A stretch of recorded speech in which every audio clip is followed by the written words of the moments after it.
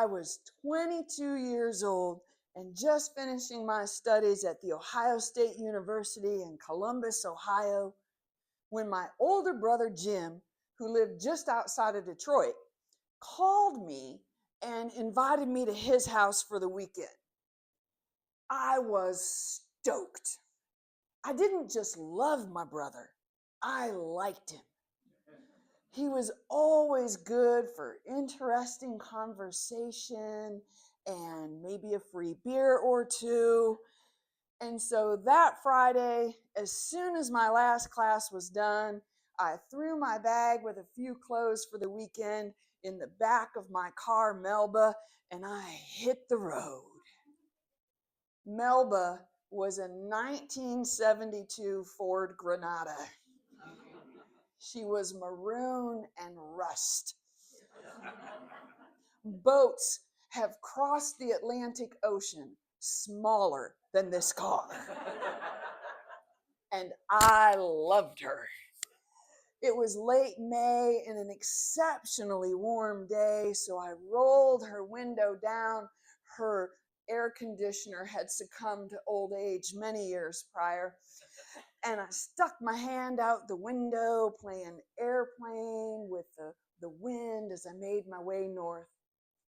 Now, my parents lived exactly halfway between my place in Columbus and my brother's house in Michigan. And because I was a college student, I planned to stop by their house and bum some gas money. So I rolled into the old homestead, and Mom and Dad were there, and Mom asked me what my plans were for the weekend, and I told her that I was headed up to Jim's house. And she said, "Great, take Jens with you." Now, Jens was the 17-year-old high school exchange student from Denmark that my parents had been hosting for the last 10 months.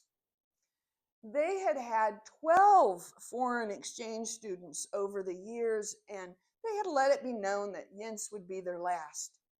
And so I really wanted to like this guy, but I couldn't. He was 6 feet 5 inches tall, and if there was anything skinnier than Jens, I'd be afraid to see it. He had the stereotypical blonde hair, blue eyes, and this snooty Scandinavian thing. Every time I came home for the weekend that year, well, I just did my best to avoid him. We just couldn't connect. "Mom, I don't want to take him with me." "You take Jens or no gas money." Well, if you put it like that. Okay. "All right, bud, pack a bag and put it in the car." I called Jens Bud, mostly because I knew he hated it. And so he packed a bag and put it in the back of Melba, and we started off for the remaining 2 hours of our journey. And that first hour, we rode in absolute silence. Melba's radio had also succumbed to old age many years before, and I really didn't have anything to say to this guy. And so we were hitting Toledo, Ohio, right at rush hour on a Friday night. And all of the cars were on the freeway, bumper to bumper, but we were moving right along at like about 60 miles an hour, going on the freeway, and then whoosh, the muffler fell off the car in front of me. And there was nowhere to go with my boat of a car in this traffic. And so, ka-doom, ka-doom, we ran over the muffler, followed by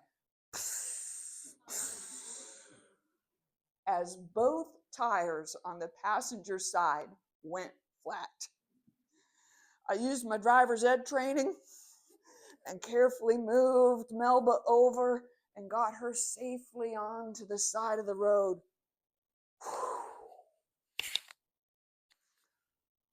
What do we do now? Well, Bud, we go find a phone and call Mom and Dad. This was 1987, long before everyone had a cell phone. And so we got out of the car and we walked to the nearest exit. And we walked to the nearest neighborhood. And then we searched around and we found a payphone. And I called the house and my dad answered. I told him where we were and what the situation was. I mean, yes, I had a spare tire in the trunk and I knew how to change it, but I had 2 flats.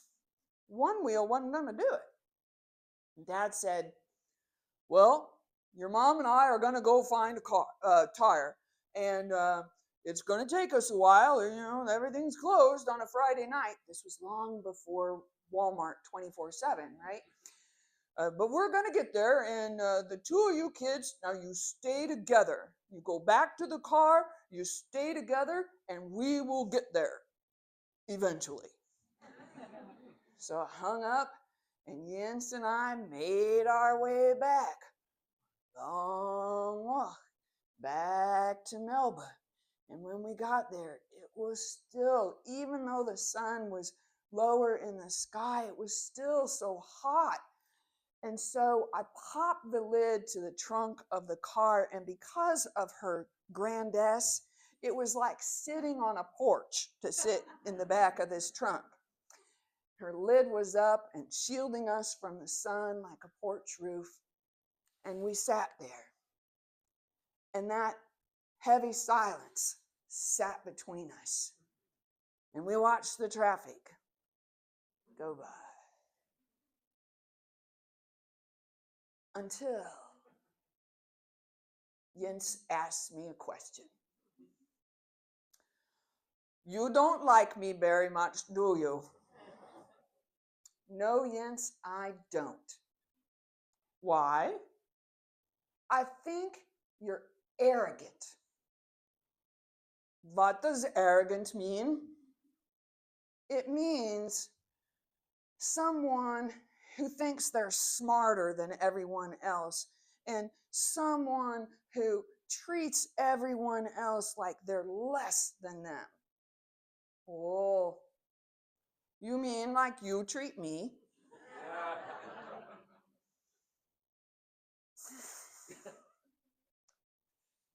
Yeah. I can see how you would get there. Yeah. I'm sorry. Okay. But I also think you're ungrateful. Mom and Dad, they do so much for you, and it takes a lot for them to host you. It's not just their time and their energy, but it's their money, and they don't have a lot. And I never hear you say thank you, and I never hear you tell them that you love them. That's true. I could say more often, yes. Yes, I see. I don't like you much either. That's fair. But I love you like a sister.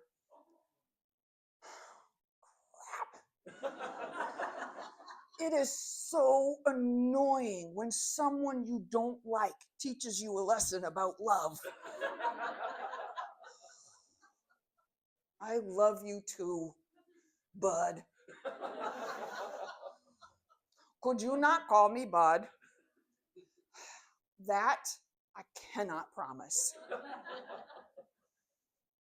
So we started to talk. We talked about world peace and world hunger and how we might actually get world peace if we solved world hunger. And then we talked about the nature of the universe and why does it even bother to exist. And after 6 hours, When my parents still had not arrived, we were left with this. Lille Peter the cup, kralle otter up. Sol kom reine skole Peter nil. Sol kom sole terre Peter kap. A lille Peter the cup, kralle otter up. Yes, I know the itsy bitsy spider in Danish.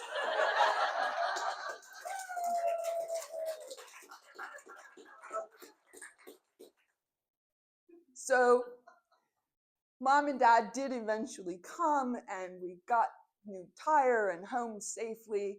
And about a month later, Jens's time in America was done, and he went back to Denmark.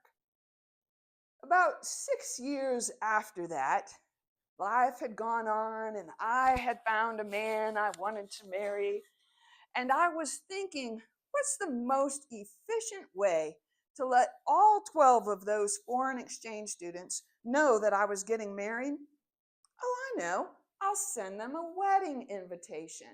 No expectation that any of them would come, just a way to let them know what was going on in my life. And about 2 weeks after I mailed out those invitations, I got a phone call from Jens. I will be there. And he was. He came a few days before the wedding, and he just folded right into our family. He gave a toast at the rehearsal dinner. He served as an usher with my brother at the church for the wedding. He danced with me at the reception. And while we were dancing, I couldn't help but ask, Jens, I thought you didn't like me very much. I don't. But I love you like a sister. And that's what family do. They show up. Crap. He'd done it again. 6 more years passed. By this time, Jens had eloped, so I didn't have the opportunity to return the favor of attending his wedding. And he came back to the States with his wife, Marta, and their 2 small children. They were on a vacation in America, the quintessential American road trip. And so they had stopped by our house in northwestern Ohio to spend the afternoon. And we all sat together on a real porch this time and caught up with each other on our lives and what had been going on. And towards the end of their visit, with his wife Marta helping to translate for their kids, I told Jens's children the story of how their dad and I had learned to appreciate each other when the car broke down on the side of the road, and how he had taught me this song. And you can join me in it in whatever language you know it. Ready? Here we go. Lille Peter er cup, kalle oxen op. Så kom regne skåle Peter ned. Sol kom sole terre konen tak. A lille Peter ever cup crawler otter up. Thank you.